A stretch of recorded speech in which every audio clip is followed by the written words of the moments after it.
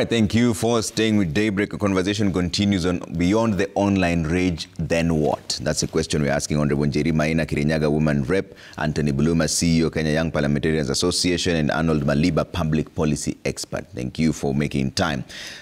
And Maliba mentioned something interesting, that the president still has time to course correct. This is what the president said out in Western region. Kelele hii wanasumbua, wanapiga makelele, sijui mitandao wapi. Hawa watu wako na kazi ngumu sana. Kushindana na mimi, wako na kazi ngumu. Si mambo yao ni kuchora tu kwa internet na kuzunguka na fitina. Hawa watu tawanyorosha asubuhi na mapema. Sasa mimi nataka niwaambie wala wanasema tumeanza siasa. Waacheni kuhara mapema. Siasa bado. Ama namna gani? Sasa munasema hii na siku tukianza siasa yenyewe si mutakimbia. Njeri, does the president have enough time to course correct and win in 2027 after the assessment that you just gave? Trevor, you know, my good friend here said that the government has done a lot. You know, you can do a lot, but a lot of nothing. I believe Kenya Kwanza has a listening problem. The Kenyan people are speaking, the young people of this nation, when they write or vent their anger on social media platforms, there's a message they're communicating to this government.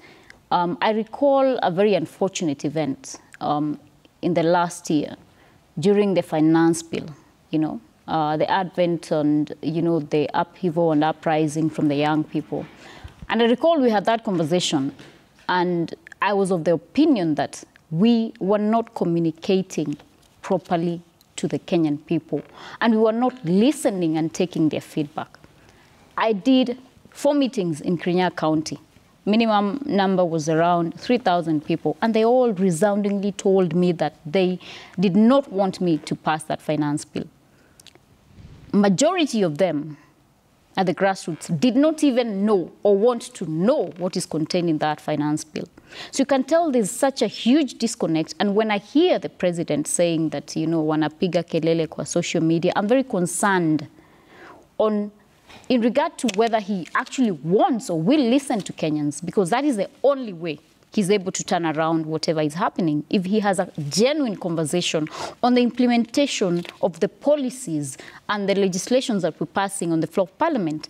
I was in Embu when the president was booed, you know, and he spoke about SHA, and he spoke about the housing program, affordable housing program. And that is when, you know, our people are very calm. They're very restrained, you know.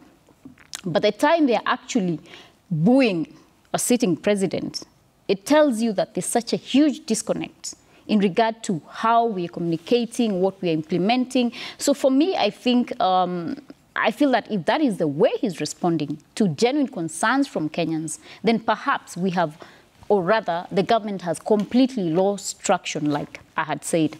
And it's good that Maliba acknowledges that he has quite several advisors. And we all really question whether they do tell him the truth. But what I believe is we can no longer caution the president from a direct interaction with Kenyans. I mean, he's on the ground every day. He's in Western, he's in Central Kenya, he's in Nyanza region. He does go to the voters. He hears what they say, but is he willing to listen to what they are saying? And that is a big question to the president and to the government of Kenya Kwanza. Yeah, and now he says that in 2027 tutawanyorosha. In fact, should that even be a conversation people should be having now, campaigns for 2027? On one hand, he says tutawanyorosha, on the other hand, he says that I'm not even campaigning. We haven't started yet. Anyone else can have it, you know, Trevor. The former Deputy President, Rigathi Gachagua, can have that conversation. He has no mandate to deliver to the Kenyan people, but the president cannot have it because he has a mandate to deliver to the Kenyan people. So being preoccupied with the, you know, micro-conversation and 2027 politics is quite worrying to me, because he is not just like any, you know, the Kalonzos and the other leaders. He has a mandate. He has a contract with the Kenyan people. And the contract is 5 years. And the Kenyan people will review that contract after 5 years. So it's unfortunate if he is actually preoccupied with 2027. But I mean, it is Kenya, and that is just campaign rhetoric, which I think has happened before. So it is something that can pass. All right. Buluma, you said that we should tell truth to power. Power says that they are in a good state. In fact, it says in 2027, tawanyorosha asubuhi na mapema, hata sijaanza campaign. What would you tell power right now? What is the truth? The truth is that even Citizen is not getting it. It's not online rage, it's a Kenyan rage. Kenyans are still feeling more frustrated than they have ever been. And people are making assumptions that this is just an online thing, you know, that it will not metamorphosize into something bigger. But I want you to understand one thing, Trevor. Our country witnessed one of the lowest moments last year when the Gen Z's protest escalated to a level where they decided to occupy Parliament. I work with young members of Parliament, including Njeri here. Last year, we were very privileged to host the President of the Republic of Kenya during the launch of our strategic plan. I have every reason to support this government and support whatever policies they propagate. But I also have a bigger, higher responsibility to speak reality. And reality is compounded on what the pulse of the country is feeling. I will tell you, Trevor, I feel like even the language the political class, particularly those in government, are using is not in tandem with the feeling of the people. People feel like they're talking down at them, you know? It's like, Trevor, umekula umeshiba, sasa unatutapikia. That is the attitude out here. And it fairly feels like they misunderstood what everyone perceives as was a protest by Gen Zs, whereas I would interpret it to be a cause that was temporarily suspended, but they never achieved their intentions. These people were very clear, and I'm happy Mheshimiwa has mentioned that she was able to actually see through the politics and hear and listen to what Kenyans were saying during the finance bill debate. Because it's not like Kenyans were entirely against everything government is doing, but they just feel like, is government even paying attention to what you're telling them? You know, that is the fundamental question that this country is not addressing. Every other day, there are promises made, but never kept. You know, Trevor, we are almost in the equivalent of what the presidency should be a monarch, you know? A monarch in the sense that the pronouncement by the president should almost have some level of finality. A promise given by the president should actually hold weight. But I can tell you, Trevor, Kenyans are losing faith, even in the words the president is saying, including his assertion that hawa tutawanyorosha asubuhi na mapema. Ni Kenya watanyorosha. Because I've told you, my context is, we have a situation where the government is defending its position, but the real opposition is no longer the political class. It is the Kenyan people. Have you seen a situation where, in the history of this country, people in a church setup, when you just excite them kidogo, wanaanza kusema, Ruto must go? Have you seen a situation where people in a university setup, it's a graduation, people should be celebrating, but the only thing they find normal is to say Ruto must go? Has that ever happened in the history of our country? And you want to tell me that tutawanyorosha bado asubuhi na mapema? I feel like our president needs to climb down, come back to where he left Kenyans. Where he left Kenyans, they had aspirations, they had hope. They believed in his promises. They believed that it's possible for a hustler to become a dynasty, you know? But he's left them at the point of hustlers. And I feel like we need to actually be speaking a lot of this truth, because Kenyans are also very impatient today than ever before. They've been very patient people. They give their taxes faithfully. They honor. And I can tell you, even the Gen Z protest, the suspension, was because the people of this country love their country more. That's why at some point, when they felt like we are getting off the brink, they paused a bit just to see whether the country could come back to order. But what are we dealing with? Kiburi, Trevor. Kiburi, people like Farah Maalim, you know, using some vulgar language, you know, on live television and telling Kenyans, we don't care what you say. It's our way or the highway. I mean, we've never stooped that low. And I honestly feel like we either correct or we will be corrected as a leader. I would say, finally, that as a country, we need to actually revisit our understanding of leadership. Because if our understanding is when you acquire an office, then you amass the power in that office, then the most you do is, you know, step on everybody who's on your way. I think that is the wrong understanding of leadership. We need to start demystifying. Are we serving or are we being served? Because the attitude that is there today, it is like Kenyans are living at the pleasure of leaders, not the other way. It is the leaders who are supposed to live at the pleasure of Kenyans. But what they're showing and showcasing is nyinyi wa Kenya ni either muishi kwa masharti yetu ama tutawapanga. Ile kupanga has really been turned around. Ile kupanga ya presidency. It is no longer about tutapanga tujenge taifa. Tutapanga tutatenga na tuwatenge. That is the kind of language we are having in this country. I really have a lot of hope, like Arnold has said, and I really want this government to work because, Trevor, like I told you, I've lived in both worlds. I was in Azimio, then I was persuaded by some good friends to get to Kenya Kwanza. When I got to Kenya Kwanza, one of the most exciting moments was when we were going around doing, you know, like the people's dialogue. And I would really admire sessions where the president would interject a conversation between him and the people just to get clarity of what is it that the people are saying. We are no longer doing that. We are talking from the sunroofs, talking to Kenyans, tukiwasomea, tukiwapanga, tukiwaambia sasa, just hold on. This is the reality. Yeah. We are no longer having a conversation with Kenyans. Okay. We are only talking to Kenyans. And I feel like that's where this government has lost it. Kenyans love this country. And they will do everything possible to make Kenya great.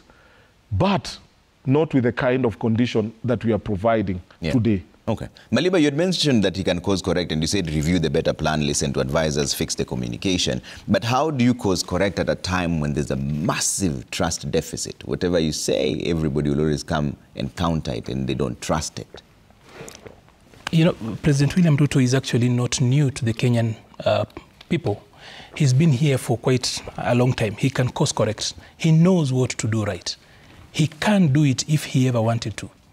Because you see, at the end of the day, it's not just about what the people feel. There's also the reality that he has had 2 very difficult years. In 2023, he had the Azimio demonstrations in the streets for most of the year. That he actually was able to actually pull through and perform to that level. Actually, also, you give him his flowers. In 2024, he had the Gen Z demonstrations. We almost lost the republic at that particular point. But still, you realize that the administration pulled through. So for the last 2 years, the administration has been able to perform against serious odds, economic doldrums, political upheavals, to some point where even the very national existence was actually threatened. But you see, to whom much is given, much is expected. When he came to office, the people entrusted him with power, and they still hope that he will actually take care of it. You know, the president is a veteran of winning elections. I think since he started running in 1997, he has never lost a personal election. Even though Kanu would lose in 1992, in 2002, ODM would near lose in 2007. But as an individual, he's actually been very consistent. He's not lost. So whereas he has got that track record of a man who has never lost, he even ran for the president for the first time and won the presidency when everybody else except for Kenyatta won the presidency without, rather had to try several times. Kibaki had to try severally. Uhuru tried more than once. Moi, of course, just inherited. He's one of those people who actually just won directly. But then he runs the risk of also being the record holder of Kenya's first president to actually just run one term. That is also a reality, because remember, the difference between Azimio and Kenya Kwanza was only 233,000 votes. So the margin was not really that big. That's how a healthy democracy would be. So he has had a difficult 2 years. He's worked through that. But then you still have to work with the people. You have to carry the people. And when I talk about, number one, reviewing the plan, Trevor, when you are making a strategic plan, ordinarily, let's use the common language. You are doing a strategic plan. You start with the vision, mission, you throw in values, you come to strategic goals, and then as you move on and get to the business section, you will always come up with organogram or the management chart, so that then you know exactly the type of people you want. The two here speak about not knowing, the country feeling like people do not know where we are. I'll actually take them there shortly. What is happening at the moment is that there was a loss of legitimacy during the Gen Z demonstration last year. That probably even the people in the administration might not know, but people are groping in darkness. And look at the revolving door. How do you explain, and I'll take you back to the strategic planning, how do you explain that 4 months ago we defended the inclusion of 4 people, new people, PhD holders, to the cabinet? You brought in a PhD in agriculture, you brought in a PhD in ICT to that particular ministry. So today, when you replace the PhD in agriculture, a person who's worked in that sector and is actually an authority in that, and then you replace him with a guy doing marketing, a guy who did marketing, Mutai Kagwe, for example, what exactly are you trying to solve? When you do away with the PhD in ICT and you replace with a BCom like Kabogo, exactly what are you trying? I will answer you this way, that there is a problem of legitimacy. After last year's demonstration, ordinarily, a good administration, in other jurisdictions, we should actually have done a referendum and ask the people, you have actually put a question to us, do we proceed or do we not proceed? But then without that, there's going to be a revolving door. You have got Muturi, who technically has fired himself. And he's now even now coming and showing up on newspapers, on social media, telling us, I'm receiving my daily briefs. The guy has never told us about receiving briefs in the past. So there is a challenge. And if you look at the planning, the reason why I was talking about strategic planning is that when you get to the organogram, you define the jobs you want done and the type of people you want. So when you bring in Opio and I, you bring in Mbadi, you bring in Joho, you're bringing in newer people. Do they still align with the plan as it were? The question would be, at what point did they have a Damascus moment? I'm talking about planning and team alignment. At what point then did Adam Solo, who is the architect of the Azimio plan and was opposed to the bottom-up economic plan, at what point did he have a Damascus moment? Are we still implementing the plan? Are we still because the teams and the plan do not align. There is a mismatch there. So when you do away with Moses Kuria, a man who literally knows this thing hands out. By the way, he was the one who was launching those the aggregation packs and the Nasewa that Buluma was talking about. The kites. That. He was even in Busia. He launched it, and then the president also launched it yesterday. So you... So this was double launch. So not much. So I'm saying that is why I spoke about we need to review the plan. Yeah. So that then, because number one, last year we had serious feedback from the people. They went to the street. Some of them have died for it. Number two, we now have got people who did not believe in it coming in. And there's nothing wrong. Like I said, what makes a plan is that it can be reviewed. So we need to actually have a review. This mid-term plan, which is now what we will call the better plan, needs to be reviewed. We are midway. We should review and come up with the newer goals and not insist that we are still implementing the same thing. Okay. And that is why I still believe that... So there is a whole new plan according to you? For me, Trevor, you cannot, once you have got a different team, Trevor, you are in Citizen today because the strategic plan for Citizen defined that it wanted a presenter of this nature to have you in the morning. You are here courtesy of a plan. And if it has to change, they will have to reorient. So we have seen a little bit of things that have changed. Since those things have changed, can we also review the plan and not insist that we are implementing the plan? I will also give you a little bit of things that people would not want to talk about. And I remember speaking to the president's advisor at some point, one of those president's advisors. And I told him that, look at the Hustler Fund. Yeah. these are basic things. The Hustler Fund as promised to the people is not Hustler Fund as we have administered. Clearly, you do not need to be an economist. You don't need to actually be a very different person. Hustler Fund as promised, and you just go online, check the videos. The Hustler Fund that was promised to Mwananchi. Even if Mwananchi would have taken that money, na wakatae kulipa, hii ni pesa yao.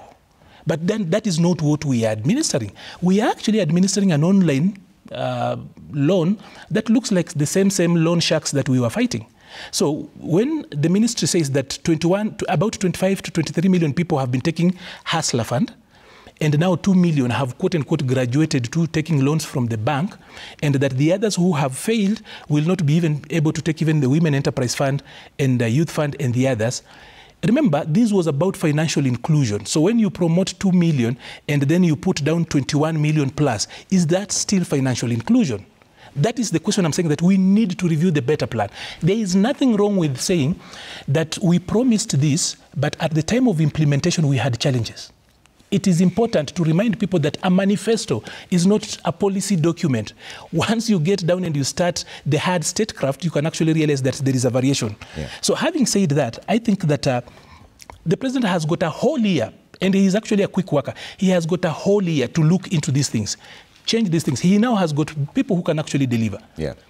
When you see people who came from the other side, they've come to this other side, and now we are at a place, of course, where you do not know the left from the right. And we're talking about young people. Quickly, Trevor, let me tell you this. Give or take, you have got in this country about 7.2 million millennials. Then we have, if the framework of defining what a millennial and what a generation is, you have about 8.4 million Gen Zs. As of Gen Zs, you still have got in excess of 5 million that have not yet gotten to the age of majority, and therefore we will be waiting for them to come on board later on. So properly, every millennial today must have a vote. But then you have, if you did that mathematics, you have got about roughly about 15, 16 million people on one side. Those people, as young people, let's call them young. I belong to one of those groups. Those people, how do they want the future? How are they looking at tomorrow? Yeah. You have got about 15 million, and I think we will have roughly about 25 to 30 million voters in 2027. That is about 50% of the voters, 50 plus, will be people who are millennials and Gen Zs. Yeah. What is their vision for the country? And by the way, what happened last year, the Gen Z demonstration, might not be what defines the future, but it's a very important foundation of how the future looks like. Okay. You remember President Uhuru Kenyatta showing up and talking to young people and telling them, the Gen Zs, that they need to come out and fight for their right. Yeah. You know, for me, I chuckled because under his administration, for example, people who spoke up, people disappeared. He didn't like people. He even ran away from social media when people were asking questions. Yeah. At least President William Ruto has stayed. President Uhuru Kenyatta ran away when there were questions. And then, of course, I thought of something. President Uhuru Kenyatta is a person who comes from a place of power. He understands power very well. He grew up in power. He was born in Papo, grew up in State House. And you know, there has been always this feeling where Njeri Maina comes from, that there were general people, the genuine people who were fighting for independence, the Mau Mau. And then the Home Guard stole the Mau Mau revolution. And I'm thinking, could it be that President Uhuru Kenyatta is also trying to tell the elite kids to run away with the Gen Z revolution? Because a lot of times revolutions are stolen. Yeah. And I saw whatever he was doing was an attempt of trying to align and incite the quote-unquote elite kids. There's always an elite of every society. The 1%ers telling them, come out and fight for your rights. It was like the other general masses have fought. Yeah. Now the country is ready for takeover. And now he's actually coming and telling Guinea and the others, you guys can come out and fight. They were not there when people were storming parliament. But now they are being told, since there has been a little bit of, the city is about to fall, now the general comes from behind and he's the one who lifts the flag. That is stealing a revolution. Okay. That's just about where we are going. Let's bring in something that happened before I bring in Njeri Maina here, and I'll give you a chance to respond. I know you have something to say to Waliba, but there's something the Deputy President spoke about earlier on when he was on TikTok Live. This is after the President said that he had to let go of some people because they were corrupt, incompetent, and tribalist. This was the former Deputy President's response. When you talk about incompetence, the people of Kenya know who is incompetent. That is where we are as a country. That is sheer incompetence. If you ask people in 2 years what has happened in this country, That is sheer incompetence. So when you talk about people who are corrupt, people who are incompetent, just take the mirror, look at yourself, because the people of Kenya know better. They know exactly where we are. Instead of discussing development, they are just discussing Rigathi Gachagua. Rigathi Gachagua is not a road in Busia. He is not a water pan in Vihiga. He is not a hospital in Luanda. How come you have trivialized a whole tour of a region to one person? You are just discussing a person. Instead of discussing the issues, he was here. He was here in church every Sunday. He was in every village. He knew every road by name. Now he has disappeared because the people of here have known him. They have known that all those things he told us were not true. They were lies. And he cheated us and he conned us. So I want to tell the people of Western Kenya to be careful. We have seen that script before. Even if he was able to revive Dedan Kimathi, Mwai Kibaki, Jomo Kenyatta, and appoint them to his cabinet, nothing will change in the Mount Kenya region. Even if he was to revive Gekuyu and Mumbi and the 9 daughters, make Gekuyu his deputy president, make Mumbi his prime cabinet secretary, make the 9 daughters, Washera, Waithera, Wanjiru, Wambui, and all as cabinet secretaries, nothing would change. The mountain is gone and gone forever. Is that true, Njeri? Is the mountain gone and gone forever? And is this a sign of a failed system of governance or a manifestation of selfish political interests? Trevor, I'll appreciate that my co-panelists here, both of them, and especially Buluma, has said that it is not a mountain issue. And I don't know why people want to put it as a Mount Kenya issue. The Kenyan people, and specifically when the youth came to the streets, it was not Mount Kenya youth. It was not in central Kenya where people were coming to the streets. Kenyans have grown lethargic of this government everywhere. Now, for Mount Kenya, it is an entire, the lethargy plus, of course, now the politics of it in regard to the impeachment of Rigathi Gachagua. If you recall, and we have to be factual and honest with ourselves, Kenyan people vote along regional lines, tribal lines. If you look at where the current president got his votes, he got it mostly from Rift Valley region, Central Kenya region, a bit of coast, a bit of the eastern region, but the majority of his votes came from Central Kenya, followed by Rift Valley. So let us be honest and have this conversation where you want, I had remarks of Honorable Daniel Wanyama speaking in a forum where the president was actually there, and he seemed very comfortable with what was being expressed in regard to isolating Mount Kenya region and ensuring that apparently they're not anywhere near power for forever, or rather, he said, I think on 50 years or forever. But what I want to say is that it is not only Mount Kenya, but for a fact, like His Excellency Rigathi Gachagua has said, Mount Kenya is gone. And what I can say is that the former president, Uhuru Kenyatta, I think we must never forget that it's not that he was too good of a president, you know? And like Maliba says, I saw you thought I wanted to respond in defense, but I actually wanted to agree with Maliba that let us not be hypocritical when we are comparing the former presidency and the current presidency. And please just allow me to say this. We are in an information era. The believability, the credibility of this government has been lost. And especially in Mount Kenya region, where voters were singing, there was a popular song, we will wake up early in the morning and vote for the current president.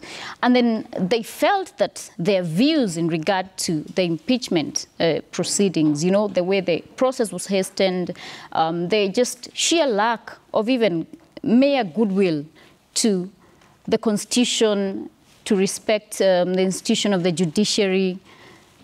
The executive overreach was very open. So Mount Kenya, yes, besides the other issues that Kenyans are facing, politically, they feel that this is not a government that they're able to partner with in the next election. And of course, Omunyoro residence has become very popular I have seen that apparently it's busier than State House, it is said on the social media platforms. And we're charting a different path, and of course we'll be working with other Kenyans. And if the Kenyan people agree to the course, changing course in 2027, like I've said, because we're in a democracy, well and good. If they say they want to retain this government, well and good, because at the end of the day, sovereignty belongs to the people and the Kenyan people collectively. So you're leaving Kenya Kwanza? I did not say I'm leaving Kenya Kwanza, but I have said enough. What does that mean? Is there a way that you want me to word it? No. I'm just asking a question. I have said enough without saying too much. Okay. Yes. Trevor, there's something, allow me to respond to something that I think is very, very important to actually speak to, and it should not go unattended. Yeah. When Mheshimiwa here says that Kenyan people vote along ethnic and regional lines, she's simply speaking to something that I've actually seen and is worrying. You know, in 2022, and that is one of the reasons why, from wherever I was, I thought really President William Ruto was the man for the fifth watch, is that he moved Kenyans from politics of identity. I come from this region, I am from this party, I am from this tribe. He pushed that narrative, and that became very apparent in 2024. He moved Kenyans from politics of identity to politics of issues. That is why last year, for them that came out in the streets, and even what we are saying today, people are more concerned about issues rather than who they are. No one really wants to know, Trevor, where you come from, what you are doing. If there is no money in your pocket, there is no economy for people from Mount Kenya, there is no economy that is removed from the people of Western. But I have seen a worrying, and she's actually come here and affirmed that, I've seen a worrying trend where we want to re-ethnicize the body politic. There is a deliberate re-ethnicization and an attempt to revive what I would call tribal chiefs and others, when the people had moved past that. I do not think that the 7.2 million millennials, give or take, the 8.4 million Gen Zs who could be all able to vote both in 2027 and 2032 really want to buy into that. And it will be so sad that after we've made progress as a country, moving away from politics of identity to politics of issues, that politicians deliberately want to do that. And that then answers the question that I was talking about earlier on. Kabogo the other day, you will know why you will have Kabogo, Lik, Kinyanjui, and Mutai. And then the other people, a presidential candidate like Mwangi wa area, he ends up getting a board chair. What then shall you people like Trevor and Buluma get? When somebody like Peter Kenneth, a long-running presidential candidate, takes a board chair, what happens to younger people? What happens to small people around here then? So you see that even with their inclusion into this administration, there was no excitement. Initially, once you picked Buluma from Busia, the people of Nambale will actually be relating in the streets of Nambale and Busia and saying that, okay, that is taken care of, we've been taken care of. You realize we moved away from. I think the political class must understand that people of Kenya moved on from the politics of identity. And I can tell you a large population have moved on. That is why, if you go around, last year I had an opportunity of going around the country with the party, then doing comrades chapters, talking to university students. The only place we didn't go to was Mount Kenya East and West, because again, we were afraid these guys will teach us the fear of the Lord.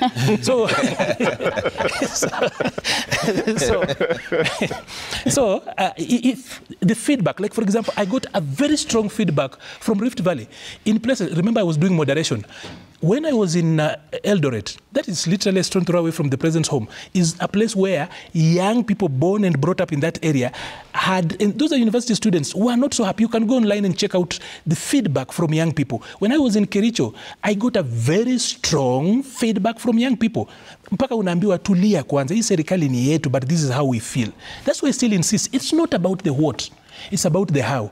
And if people are thinking that they can sit somewhere, including the Wamnyoro has actually become the new Poda farm, that we will actually go around coming up, you go to Western and then you come up with a new tribal warlord or not tribal chief called Malala, for example, and you think the people of Western will follow him, it wouldn't work. If the president goes to Kakamega and comes up with Oparanya, it's not going to work, because somehow if you go to the ground, the sentiment is different. Okay. And let us not ignore the sentiment of the people. People are simply saying, fix our problems. But there are a lot of people are not asking for a lot, Trevor. So that attempt to walk us back and talk about Kenyans are going to vote according to their tribes and such. That bridge was crossed. Okay. I don't know whether politicians Let's say realize Muluma, that. then I'll come to Njeri, Okay. because I know you're in the thick of things. You're literally in the fray itself. So I know she speaks from experience. Muluma, what are your thoughts? No, she's only run from a place that people speak one language. She's not run across the But it's country. an entire county. So, My thoughts, Trevor, is I'm really trying to assess where Kenyans are and what their priorities are.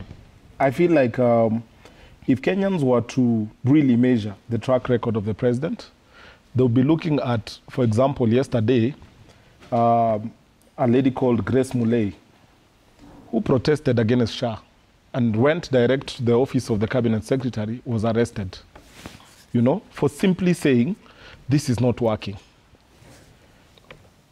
The assessment of Kenyans would be associated with, for example, why would I be abducted for speaking truth? The assessment of Kenyans would be, why are we killing people simply because they are saying, you're getting it wrong. This is the way to go. I feel like it's not even a tribal issue. It's not even a Rigiji issue. It's not even who President Ruto is or not. What you've described as online rage is really the reality across the country. I've given you a practical example, Trevor. The president has toured Western Kenya for the last 6 days, and I want to dare the systems. You know, he has all the structures from NIS all the way up. I want them to really do an assessment, a very honest assessment of his trip to Western Kenya, and give him a clear picture of what the normal Mwananchi feels. Remember, Trevor, I started by providing a very clear situation. I contested on a Kenya Kwanza ticket. Currently, I'm working with members of parliament across board. You know, I have Kenya Kwanza, I have Azimio, I have broad-based. So I'm very measured in terms of my words. But I will not walk far away from where Kenyans are. Kenyans are at the point where this is not alarming to them. You withdraw the security of a CJ, who has not really bothered to comment, you know, clearly about abductions. They don't care about that. They care about, if Trevor speaks today and is abducted, who will look out for him? It is Kenyans looking out for each other. The government ought to look out for Kenyans. The reality is, Kenyans are at a place where they feel like the track record of this government does not reflect the promises that were made during campaigns. And I really want to urge the president. It's not even just about balancing the regions and all those things. That's okay. We can deal with that during elections. But I always say, Trevor, that post-election, when politics end, leadership must start. We are at the face of leadership, but we are not seeing that leadership. We are still seeing political rhetorics and political gimmicks and political games. Kenyans are only asking for one thing: provide leadership that not only brings everybody on board, but responds every single day to the day-to-day challenges Kenyans are going through. And I want to say, people are mistaking, and I've seen people making reference to Mau Mau revolution, I don't know what. I feel like we are not even fighting the fight Mau Mau's fought. Because Mau Mau's were fighting foreigners in our land. We are fighting greed amongst ourselves. We are fighting psychophancy amongst us. And what we need in this country is the revolution of the mind, where we now evolve to a place where you are empathetic. You're not just showing it by virtue of cosmetic. I call the Honorable Njeri to appease her with some tokenism for me to look good as a leader. People want to see the genuine action. I honestly feel like President Ruto means well for this country. I want to believe that. But he's losing it every day when he assumes that by him keeping promises and making more promises and new promises without fulfilling even one, that is where the problem is. For example, it is very unfortunate, Trevor, when he went to Western Kenya, and specifically Mumias Sugar Company, and he spoke about bonuses to farmers. There were questions raised. MP Salasia raised some very legitimate questions. He was like, number one, Are these bonuses targeted at only Mumia's sugar company or sugar companies across board? That was question number one. Number two, is Mumia's company still entirely a government-owned company? Then the third question is, let's say he's right. Where is this budget coming from? Are we living in the 2010 dispensation of our constitution where they have to approve any appropriation? So, you see, those fundamental questions are coming not even from the people seated next to the president, but the people themselves. Are we missing out on leadership? It's a fundamental question that we need to ask. So my thinking is, Trevor, for us to actually be where Kenyans are, we need to stop putting these headlines of Koome and leaders and president and what. We need to put headlines of the state of Kenyans. When Kenyans are abducted, why are we not putting headlines around it? Why is it that Koome is a priority over Grace Mulee, who was arrested for speaking out on behalf of mothers who are suffering? You remember when they stormed into the office of the CS? Imagine the press conference was actually addressing Shah and giving assurance to Kenyans that everything is working. But government is not humble enough to, step back and say, okay, why are these women frustrated? Who is accountable to the Kenyan people? That is where Kenyans are, Trevor. And for us to get it right, and I'm saying this with a lot of love for our country, for our government, we must really retract our steps. Because, Trevor, it's not very easy, it's not very difficult to lose a country. We saw it last year, and last year was more of an example. People are assuming these Gen Z stories. Trevor, I've walked into meetings, I've met with young people, and every time I'm going to discuss or talk to young people, sometimes I have to speak as a CEO of KYPA, and I want to defend the members of parliament. But the moment I rise to defend parliament, do you know the feedback I get is a backlash. The first question is, why are you defending those people who've never defended us when we are being abducted? Then I'm like, okay, why is abduction such a serious issue? Because that is where Kenyans are. Okay. The level of poverty has gone higher. That's why when you go to Western Kenya and they pay people, they will eat. Then the next question they will ask, where was Raila Odinga? They don't even care that a president was in that county to help launch some very serious economic programs. They're only like, when does he get done and he leaves? So Trevor, it's not as simple as we are making it look. It's bigger than Koome security being withdrawn. It's bigger than a mere visit to Western Kenya. It is bigger than Rigiji and Wamunyoro. It is about the Kenyan people and their welfare, their well-being, their survival of the day.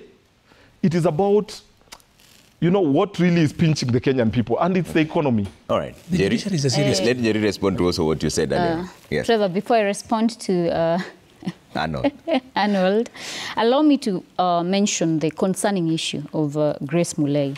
I could count in the video around over 4 police officers, and they were not doing it in a manner that was decent. This is a woman. She's of advanced age. She is unwell. She is in hospital. She's undergoing treatment. And then I see that the DCI, after I think an online uproar, actually updated Kenyans on what the arrest was about. A misdemeanor. Apparently, it is alleged disturbance. What disturbance? I mean, can you really arrest a woman of over 60 years who is unwell, who is in hospital, send over 4 police officers? More than actually. More than 4 police officers they were actually dragging her. That kind of inhumane reaction to issues that Kenyans are facing. She raised a valid question on Shah. When the president was in Embu, and I have said, he brought up the issue of Shah working, and the people resoundingly made it clear that they did not agree with his sentiments. So I have an issue with the government in terms and in regard of how they perceive Kenyans and how they perceive feedback from Kenyans, they've grown so hostile to it. And, you know, I mean, I don't know where we lost it, because I know the president, I mean, from the way I knew him when we were campaigning, he is someone who actually listens to Kenyans' issues. Then now we see a totally different demeanor from him. We hear different utterances from him, you know, disregarding the very same people who actually put him to power. If I'm to correct my friend Maliba here, it was a classism issue that we raised. It was a hustler narrative, you know. We were agitating for the masses, for the common mwananchi, for the mass populace of Kenya that earns or lives, you know, perhaps even below $200 a day. And when Maliba says... Below $1 a day.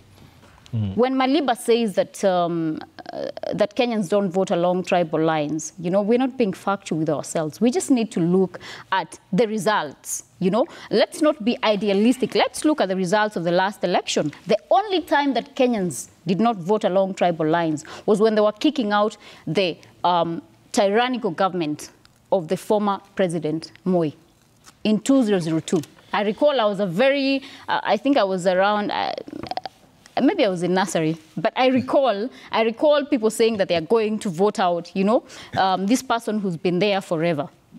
But if you look at the last election, Raila Odinga was a candidate. He comes from Luo Nyanza region. He got majority of his votes in the Luo Nyanza region. If you compare with the candidacy of William Samoei Ruto in the Nyanza region, who does not come from the region, he didn't get the votes there. That would say could be quantified to perhaps argue that Kenyans vote on issues. If you look at Central or Mount Kenya region, majority of the votes went to President William Samoei Ruto. He had a deputy from the region. If you look at Rift Valley region, majority of the votes, you know, I mean, if he, yeah, I know, my very good friend and senior, Martha Karua, whom I love very much and who we really apologize to. But I still believe that given the choice between, I said who I love very much. You know, you said you apologized. Yeah, I said whom I love very much, and I always apologize to, because we didn't really give her the votes of the support in Kirinyaga County. But what I want to say is that given the choice between William Samoei Ruto and Raila Amolo Odinga, I mean, we've seen what Raila can do. We've seen for me, he's always been the corner artist. You know, he's always been the person who's waiting to join government when government has been formed. So given the choice, I believe that we didn't have an alternative in the last election. All right. Trevor, allow me to start right there. Name calling here. Let's just start there. When you talk about con artistry, I think Njeri falls in the same category for the simple reason that for her to help the young people move forward in a better way, she doesn't believe in UDA, she doesn't believe in Kenya Kwanza. When you don't believe in a thing, you move out. I would really want to challenge all of those people who do not believe in Kenya Kwanza to step out. That is how we bring in political hygiene. There's no IBC. When you don't, when they form IBC, we will even if it's not there, just declare now. Are you saying you'll resign with them? I'm just saying, we will be. We are just declare. I'm actually saying that it will strengthen. That's on record in Jerry's. It will strengthen. But this one is actually not out of. But I can change my mind anytime. This is not just about actually having this conversation, but for purposes of strengthening our politics. It will be important that everybody who believes in the former deputy president, once IBC is in place, they step out and seek fresh mandate. You will actually strengthen our politics. Already, by the populace has moved to politics, from the politics of identity to politics of issues. Now strengthen our body politic by moving away. Just declare today and tomorrow, tell everybody else, Matthew and everybody else, whoever believes, that they don't believe in Kenya Kwanza, they should actually move out. That is how we grow. Because, by the way, when people come and impeach parliament the way they did, you don't know what they will do tomorrow. Come out and seek fresh mandate. But then quickly, let's move around this. That I do not think that giving the former deputy president a lot of focus is also very helpful. He was actually very emblematic of the failure of this administration. He cannot remove himself from it. And he championed regionalism, politics of ethnicity, and politics where people felt like they had been removed. That is the truth. He needs to come back and also apologize to us as Kenyans, because we gave him the mandate as the deputy president of Kenya, the principal assistant to the president. It's okay, people get character developed like they did. They taught him a little fear of God. He needs to go back and learn that fear, come back and actually apologize to Kenyans for actually having been brutal about the way he did things. The truth is that you cannot explain your way around by using William's failures to actually come around this. The reason why I'm so keen about political parties is that political parties are very important to the health of a nation. Today, the president has been in Western. The president is the party leader of UDA. I will be surprised if the president leaves Western having met the leadership of UDA. Remember that UDA in Western was largely, people fought very difficult wars, but he's gone around. He meets ODM leaders and everybody else. So why then would anybody who works for UDA in Western Kenya think that the president really cares for them? Why would they sacrifice? Because I can tell you all those people in Western who are from UDA, people who fought very hard battles to actually ensure that UDA has got a presence in Western. The president has gone around, and I can tell you none of them has shown up. They have not appeared anywhere else. When he goes to Kakamega, he meets an ODM guy called Baraza, who is the governor today. The UDA people there, no one meets them. He's gone around the whole region, none. I want you guys to strengthen party so that, by the way, I was looking at Chadema doing their elections. Yeah.